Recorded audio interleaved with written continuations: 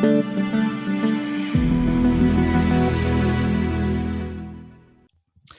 guys, Paul from the innovation community here. Today I'm with Ramon Keulen, who is a finance and data evangelist and the former chief data and analytics officer at Phillip Morris International. So Ramon established from scratch a centralized enterprise-wide strong data governance and data science organization with 200 employees for PMI. So lucky to have him with us. Thank you to have me. Tell us a bit about yourself in a few words to start with. Well, I'm a Dutch national, grew up in the Netherlands, studied in the Netherlands economics, master degree, and early already I started to join Phillip Morris in the Bergen Zoom factory as a junior accountant, grew in several roles, went to the headquarter in Lausanne, which was a headquarter of the EU region at that moment.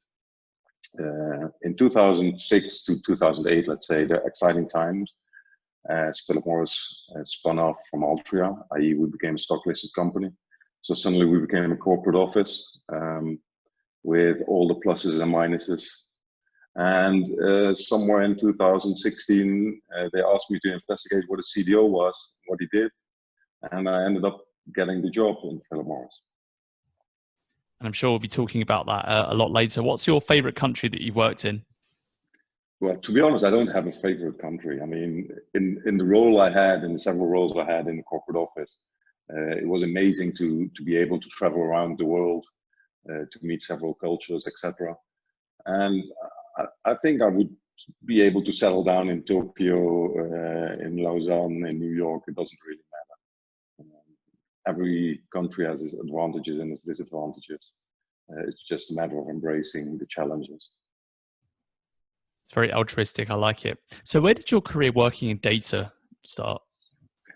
Well, you could say it started in 2016, but that would be not fully correct, because as a finance guy, you really already very early in your career have to be able to handle data. Now, I could even go one step further. My passion for data was even in my student time when I was recording for my football team, who made the pass, who scored the goal, etc., etc. So I've always been interested in the strength of data to see some progress. Only the last few years, I would say I would really get into, okay, how do we make sure that we can get it for predictive and prescriptive analytics more than just descriptive?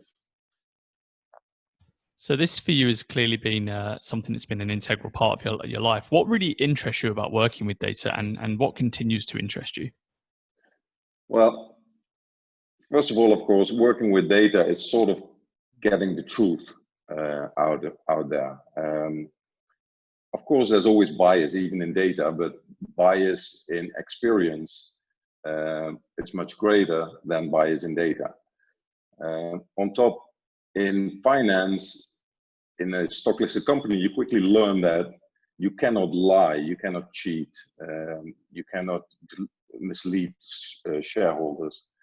So your data has to be absolutely correct. If you quote it, you have to make sure you substantiate it. So whether this was financial data or this was market share data or total market data, I always made sure that my teams and I had detailed backups to substantiate if the SEC would ever, come along and say, "Can you please show me where you base your numbers on?" So that's, I think, is the importance of data. Data is giving you better view of the truth than experience or opinions. So that's why I got very much into the data stuff. Makes sense. So what are some of the major successes that you've achieved over your career? Wow. Yeah, I always believe that it's not my successes which I achieve. I mean, I have never achieved by myself, without the help of anyone, anything. It's always the team, the function, even sometimes the whole organization, which enables you to progress, to step forward. the spin-off, becoming a separate entity listed in the S&P 500 was a major achievement, but it wasn't just me who did that, it was a whole team. I think setting up the organization as a CDAO was a major achievement, but again, I didn't set up the organization, I just led the organization to set them up by themselves. So I can't say that I have a major achievement all done by myself. Rather than having a daughter, that was my achievement, which I and my wife can only be responsible for. Fair enough. So what was your experience from moving from quite a heavily financial role to this new CDAO role? What were some of the challenges that came with that? Well, the challenge was, in the first place, that I basically had two people initially reporting to me. Fortunately, these were people who had proper project experience, and one was a former finance data manager. So we quickly had to ramp up not just the organization, but we had to ramp up what I would call the PR of the future organization, EAD. Because I, with all the experience I had in the corporate office, I didn't want to just become another function which was hidden in the basement somewhere. I had a clear agreement with senior management to formulate a strategy within 3 months. I had a clear agreement after that to formulate progress in 12 months and 3 years. The mandate was very strong, but the challenges were mostly in convincing the rest of the organization that it was now time to change. Data management was, in certain functions, never the highest priority. But Phillip Morris changing from a conventional cigarette to more electronic cigarettes opened suddenly the doorway for much more data analytics, data collection. The Internet of Things suddenly popped up, which were all terminology and topics which people maybe have read about, but didn't fully clearly understand in the organization. So the first 6 months, I would say, it was mainly being sort of an evangelist on data management and data science and explaining time and time again what this meant for every individual. So that was the major challenge in the beginning. So in your opinion, what is the secret sauce for implementing a holistic data strategy? A pretty loaded question. Yeah. If I would know it, I would probably be a multi-billionaire by now. But no, I think there is definitely one thing which is very important. You have to make sure that if you do the holistic part and centralized, that you have senior management backing you up, all the way from the board to senior management teams. If they don't believe in it, then at some point in time, you will crash it, you will hit the wall. The other thing is to show the internal organization the value of data science and in conjunction with that data management. I always explained it to the organization as saying, look, it's like a coin. You see, there's a double side on the coin. It's different. One side might be boring because whatever, your queen is on it or your king is on it. And the other side is the monetary value, which the coin indicates. That is the same thing with data science. Data science is the monetary value, but without the king or the queen on the other side, you do not create any monetary value. Then it just becomes a token. So that is very challenging. And treat data science and data governance as a product, an internal product. Market it, sell it. Don't throw in all the time, it's because of GDPR, or it's because it doesn't resonate if people have to maintain data just because of lawyers. It resonates if you can explain to them that it can create value, maybe not in their function immediately, but across functions. And therefore, democratizing the data is very important. That doesn't mean that everybody has access to every single data point, but it does mean that everybody should be able to find out which data is there. And what role does technology have to play in this, and what effects do you think this will have on the data landscape over the next few years? Well, one of the important steps we, for instance, took is, if I come back to the data democratization, is engaging with a software company to make sure that you have a data dictionary, etc., etc. The technology next to the technology which can help you to govern your data better, which can help you to come up with predictive analytics, technology will continue further and further, and in all kind of equipment stuff, whether this is machine equipment in the manufacturing process, whether this is household products, the Internet of Things will become more and more important in ensuring, for instance, if I buy a certain piece of equipment and somebody tells me the warranty is 2 years, I, as a manufacturer, want to make sure that the warranty of 2 years is feasible. So the technology will progress. Therefore, more data will be captured. Therefore, stronger analytics or data science will be a capability. And I think that will ultimately lead to better business decisions and increasing stakeholder value.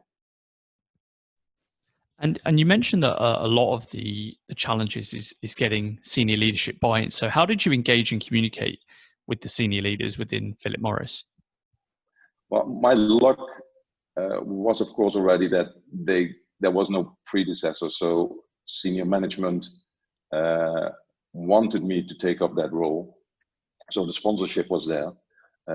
And I basically got the assignment to come up with the strategy.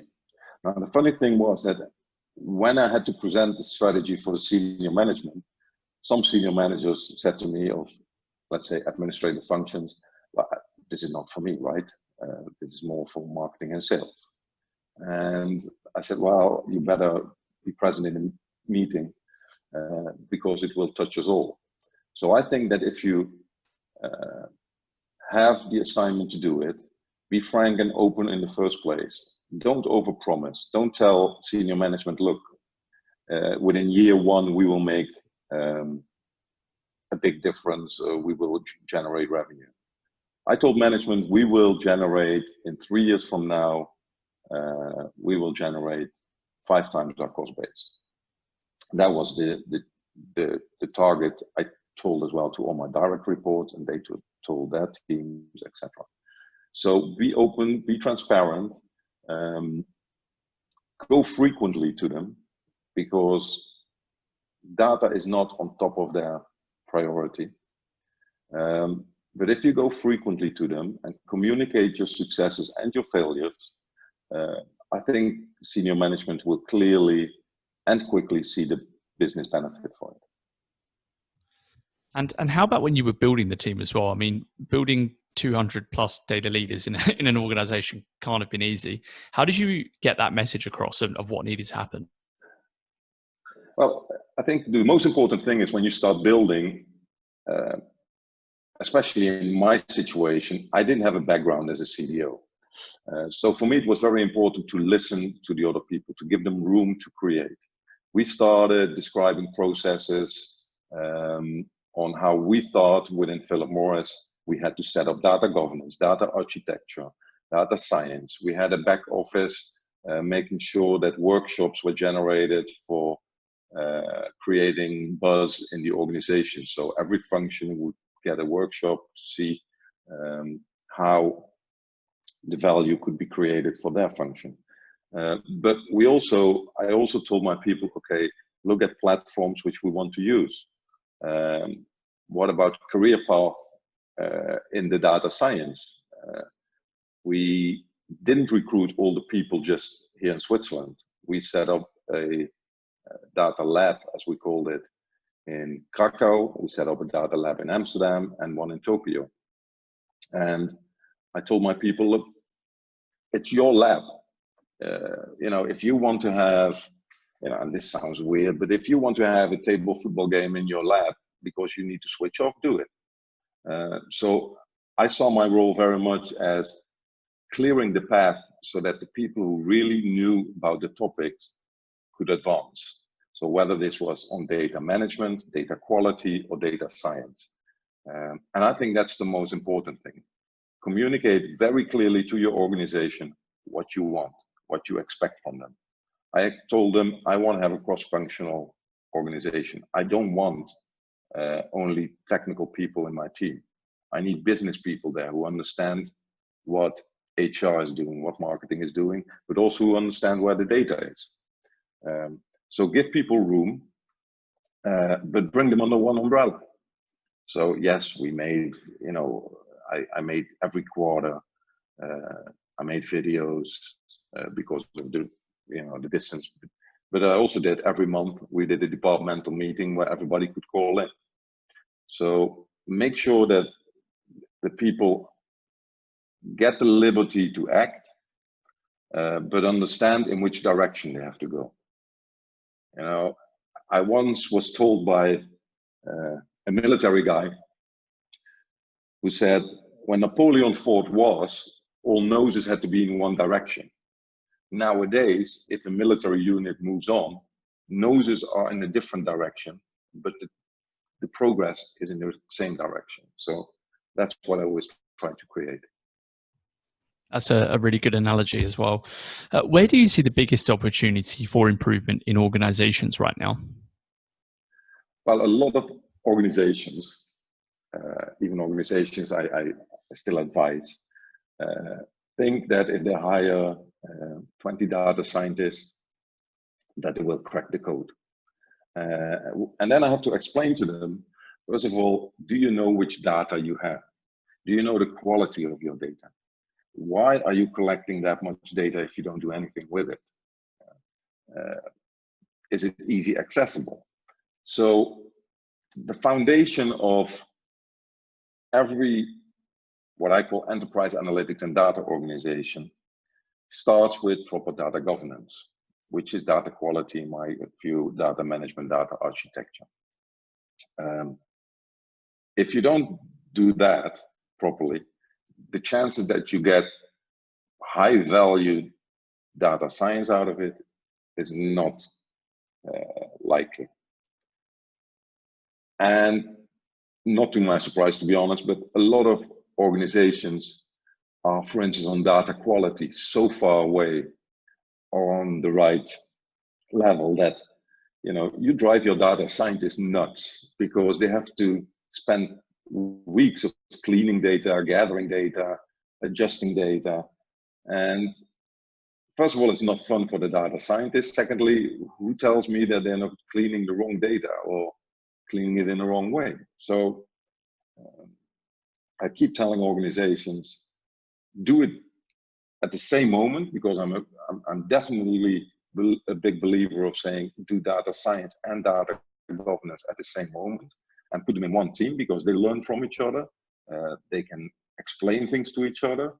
My data scientists would find errors and would give it to the data quality team, and the data quality team would go back to the business to try to understand and explain to them how to avoid it.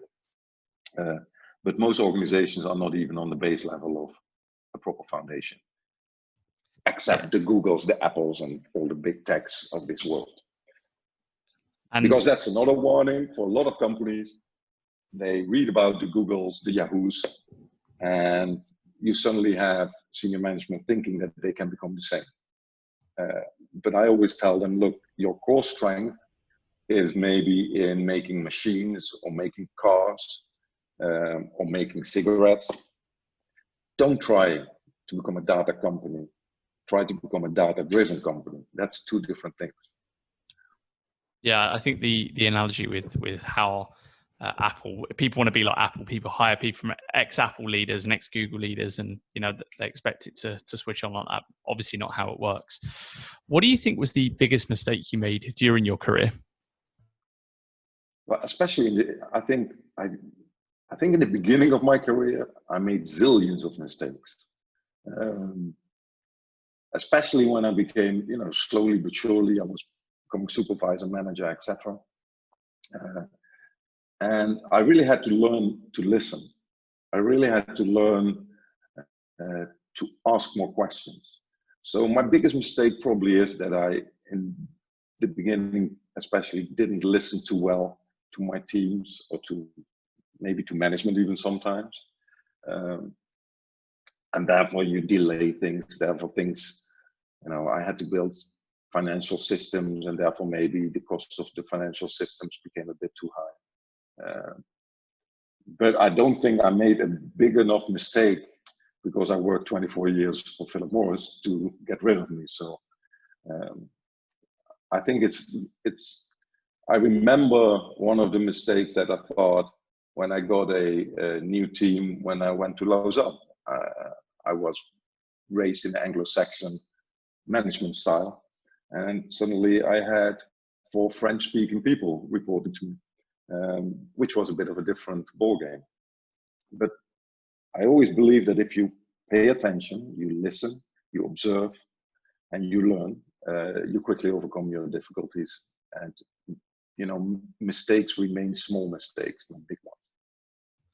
That's absolutely fantastic. I've never been able to put my finger on it, but until you've just said it, the Anglo-Saxon way of management, and I kind of get what you mean. I got, as soon as you said it, I knew, which is brilliant. I'm going to use that from now on.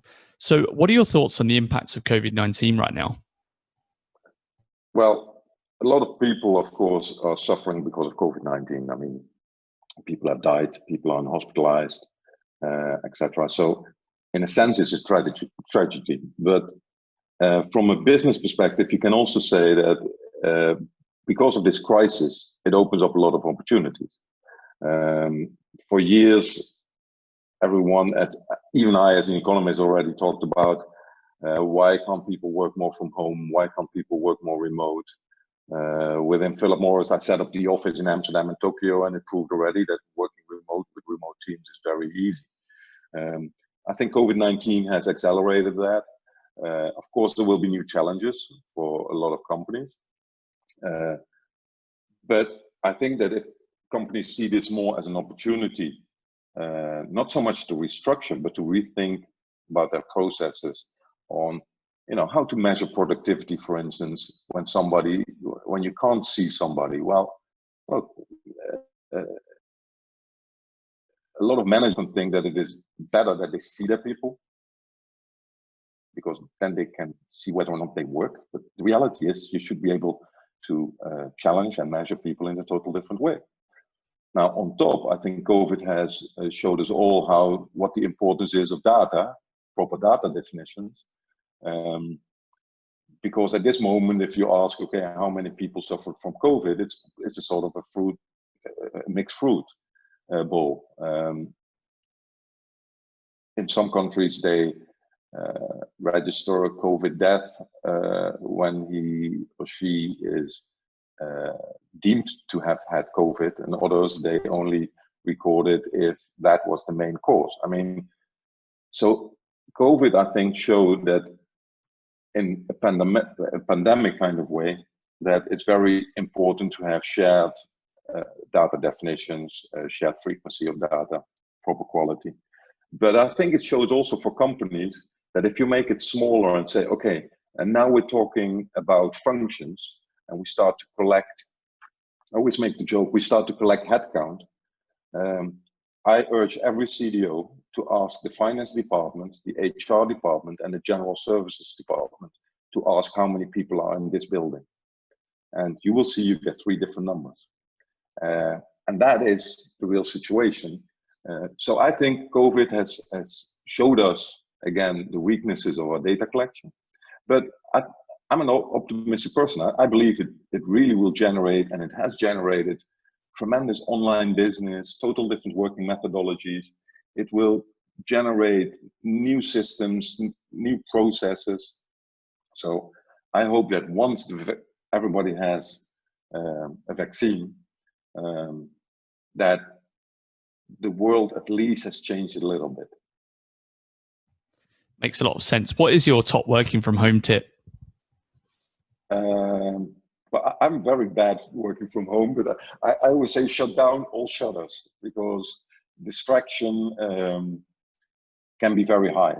On the other hand, if I have to write a paper or have to write a strategy or have to analyze a certain question, it helps a lot if I can sit by myself. I'm lucky enough to have a basement with an office. So I think that is very important. The other thing is very important. Enjoy sometimes the outside air. Go outside, take a deep breath, and you will see those miracles sometimes for your problem solving capabilities. What's the best piece of advice you ever received? Don't be afraid. Don't be afraid and take always responsibility. I think a couple of months ago, I heard it somewhere on the television. It was as well in relation with COVID. You know, people now have to take decisions with 100% impact based on 50% of knowledge or 50% of data. And if that freezes you, then there's no progress. So don't be afraid. You will make mistakes. Everybody makes mistakes. It's okay. As long as you realize that once you make a mistake, you adjust, you adapt, and then you take a different decision. The worst things to do is to sit still and don't move. So don't be afraid. That was the best piece of advice I ever got. What are you curious about right now? Oh, I'm curious about so many things. I'm curious about what kind of new ways are opening up with new technologies once we go to quantum, how far we go in the cloud, how can we tackle insecurity with all this data integrity, I mean the hacking part. So I'm very curious on how the world will move in the next 10 years. I'm of an age where my youth was quite slow. And since, let's say, my university, computers came up, etc., the world has moved so fast. So let's see, do we get self-driving cars within the next 10 years, 20 years? You know, what will be the impact on the social life on that one? So many things thrill me. I think the future is bright. I sometimes wonder how we can use our data power much more in helping to prevent poverty and hunger, because that's still sadly the case in the world. So I'm very curious to those topics, whether that will be solved in the next 10 years, yes or no. Who is currently your favorite thought leader or author? Well, the same person who ever told me don't be afraid, he told me, and don't believe one single person by itself. Form your opinion by reading and listening to a lot of people. Nobody has the single truth.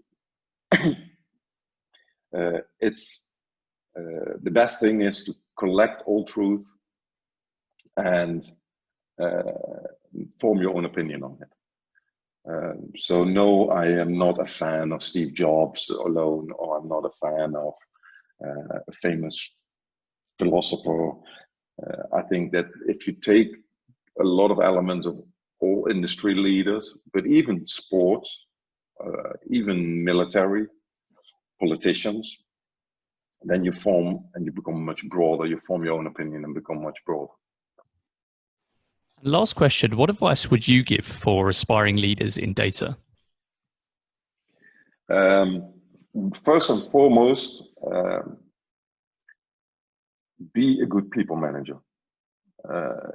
Your successes as a CDO are not just measured by the amount of money you make for the company. They are mostly measured by how much your people are willing to work for you and are willing to come up with initiatives, because the biggest mistake you could make is to think you know it all. Use the intelligence of your team, use the intelligence of the business, and don't think that you know it all or better.